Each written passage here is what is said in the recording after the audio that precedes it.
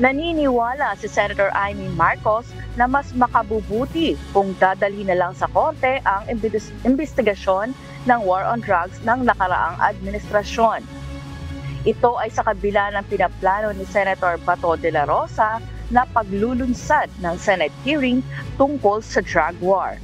Ayon kay Senator Marcos, maaring maging self-serving ito dahil sangkot din sa issue si Senator Bato bilang dating Chief PNP sa ilalim ng Duterte administration. Maliwanag dapat na yung hatian ng trabaho ng tatlong sangay ng ating pamahalaan. Ang maganda siguro, palibasa marami na tayo na sakop ng mga katibayan, dali na natin sa korte kapag sapat na.